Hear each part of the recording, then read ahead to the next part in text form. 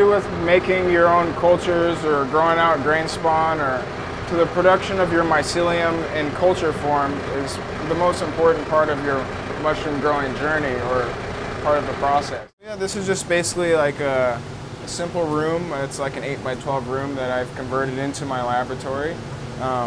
At one point I was just utilizing like a small walk-in closet at home that you can convert into a lab. A lot of people can convert like pantries or small spaces to basically make an efficient lab space to do all your clean work, transfers, spawn production, you name it. So through the years I've kind of just added an additional flow hood as my my workload grows. So now I have basically 10 feet of this clean workspace to do transfers in front of, and it really allows me to do a lot at once, which I really enjoy.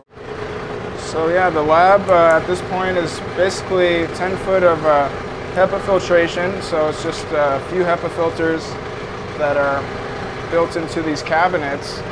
Then there's a housing atop each of the cabinets that has a blower attached that basically pulls air in and pushes it through the HEPA filter at a rate that basically makes sure that air coming out of the filter is sterile and free of any kind of airborne particulates or any contaminant. Or, you know, I'm a vector of contamination. You know, I'm the dirtiest thing in my lab. So before coming in, I make it like a routine to make this work the first start of my day, like after I've come from fresh shower and, you know, making sure that I'm hygienically clean. Get bacteria that blooms in a matter of hours compared to the rate that the mycelium grows out at. So it's very important to make sure that if you're like listening to some music, you're not like singing in the, you know, during the course of your transfers, because, you know, I mean, I've even read where a researcher was doing some singing while they were working in front of their plates, and they were getting a lot of contamination. And once they kind of noticed that, they stopped and the contamination went away. But for years, I basically didn't have any of this equipment. I started growing mushrooms at 16 years old, and I basically would find things around the house to create a little sterile environment to work in. And I remember my first glove box was kind of just like a cardboard box lined with foil, aluminum foil. Then it had 2 holes cut in the front, and it had some household, like those really long cleaning rubber gloves, those vinyl ones. So I had those taped into the inside. And then I covered the top of the box with like a clear film, like one of those things that when you buy like a comforter, you get like those zip up little plastic things. I covered that and was able to do my transfers in there. That was kind of like a first rough glove box, and it worked fine. But it really all falls in with the cultivator and your sterile technique. I mean, you can still have flow hoods and still get contamination if you just don't have the proper technique of just your work, sterile technique. That means you know, breathing during inoculations shouldn't really be done, and the way your movements are placed. Is your hand in front of your, you know, is it in front of your open container where, you know, a possible spore or skin cell even can fall into your substrate and wreak havoc actually on your grow.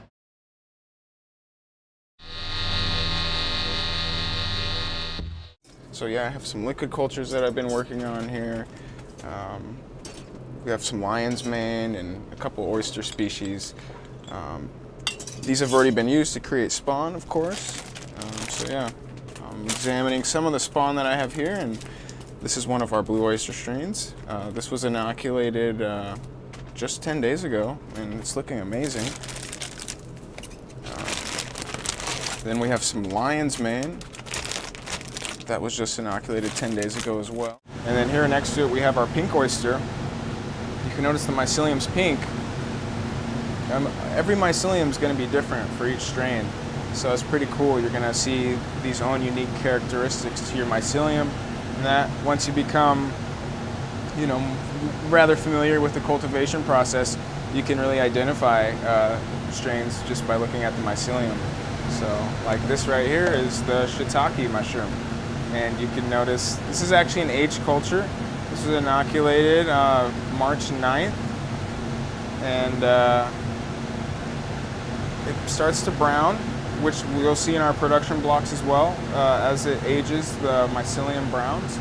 A lot of new cultivators will get scared and think it might be a contamination, but it's actually really healthy and it's totally natural. You just can't refrigerate it, so it means that it's going to grow out really quick, and it means it's going to need a transfer here sooner or later. So like with the pink oyster, yeah, like every 2 weeks to every 4 weeks, I'm in here transferring it into new plates so it doesn't experience senescence. We're basically just trying to back up the whole library. This is basically the majority of the strains we grow. Not all of them, but we're just turning it all into a liquid culture reserve to just have on hand as well, because sometimes it's really nice just having that liquid culture available.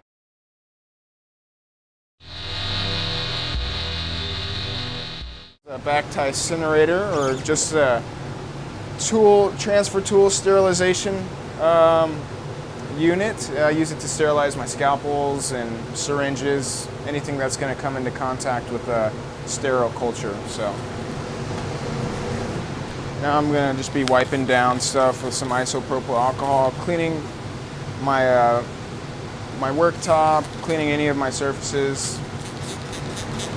So, basically, this is prepared by mixing malt extract agar powder into 1 liter of water, and then sterilizing in an autoclave for about 30 minutes. After that, it's poured while the media is still hot into these petri dishes and allowed to cool.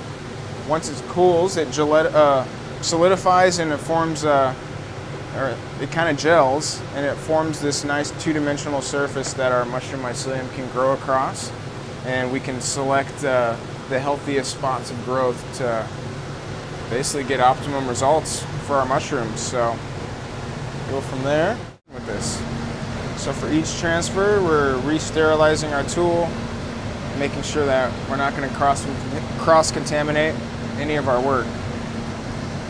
So this part of the process can be kind of intimidating to some people, but once you kind of start grasping more of the concept, it becomes rather easy and really too aggressive.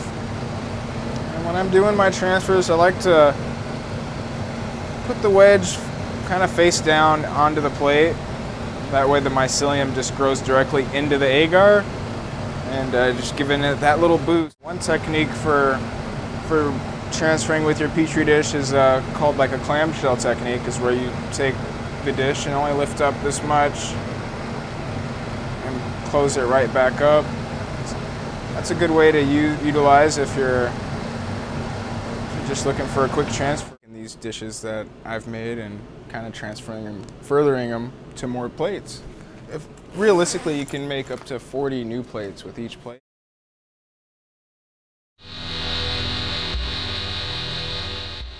Yeah, the mushroom mycelium in a petri dish will grow flat across a two-dimensional surface, and then in a liquid culture we give it basically a way to grow out three-dimensionally through all sides and every way possible. And also another thing about liquid culture is the fact that you can take just a tiny piece of tissue from a petri dish, drop it into a liquid culture jar, and really just expand the mycelium. I like to utilize the liquid culture with about 600 to 800 milliliters of water. It's been pressure sterilized to basically rid it of any contamination or mold spores. At this point, it's completely clean. We'll drop pieces of tissue into each of these jars. They're all equipped with a magnetic stir bar, so I can put it on a stir plate, and this will spin and break up any of the mycelium, basically further expanding it through the liquid. And then once it's expanded to a point, so it's basically just a little bit of nutrition to basically be able to hold with sustained mycelium growth and development. But you can use a lot of different recipes for liquid culture. You know, light malt dextrose, or, you know, honey is a good one, like a tablespoon of honey per 500 milliliters of water. In this case, we just do 2 teaspoons of dextrose, or light malt dextrose, per 500 milliliters of water. We'll just turn on the stir bar, start agitating the mycelium. Hopefully little fragments of mycelium fall off and get spread throughout the water and form like a chain of growth that we'll see over the next few days. We'll keep monitoring our cultures and actually coming in here and stirring them up for 30 seconds, 15 to 30 seconds per jar every day until we get a really nice growth of nice mycelium. And I'll just get some of these fully colonized cultures so you can see the mycelium is pretty, it's taken over the liquid quite a bit. You can see a nice mass of mycelium in there. So I'll go ahead and start agitating the mycelium, making it easier to take up into our syringes. So you got a syringe with a liquid culture in it.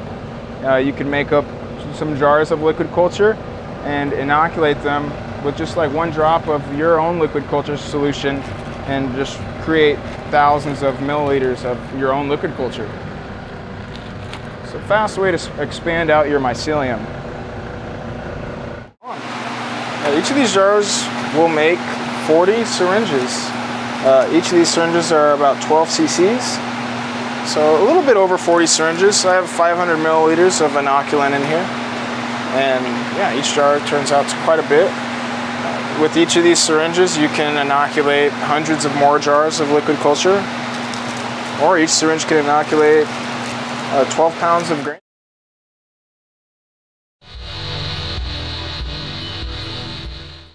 There's our white proso millet. You can use a multitude of grains to cultivate your spawn, ranging from millet, which is my most desirable. We've also used soft red winter wheats or other various wheats, rye grain, basically whole rye berries. Also, another favorite of mine is milo or sorghum. It makes a great grain. You get these nice spherical grains. But millet, I found, is the optimum one. I mean, you can really stretch your spawns, and we have our moisture content. The reason why I like this method of producing grain spawn as well is because it's really little to no waste. All the water that we're using and all the grain gets added and sterilized, and we're not wasting any water. There's other methods where grain is required to be soaked for 24 hours, and then after that it's rinsed repeatedly until the water runs clear. And then after that, grain is laid to dry out on the table until you get the desired moisture content, after which it's placed in your sterilizers and sterilized. I found that everything has to be sterilized pre-inoculation, so we kill off any basically endospores, mold spores, or bacterial contaminants that can also compete with our mushroom mycelium's precious food source. In these bags, and then at that point we can load them in our sterilizer and sterilize them for 4 hours between 15 to about 15 psi, 15 to 20 psi. After that 4 hours, we will allow them to cool overnight in our laboratory and commence the inoculation process the day after. The Generation 1 grain spawn bag is basically a bag that will inoculate straight from like an agar wedge directly into sterile grain. Once that bag's colonized, we can create Generation 2 bags. So each of those bags is utilized to inoculate 10 more bags, and those bags would be used for production. You can keep going to a Generation 3, so 1 agar wedge can become 2 of these spawn bags.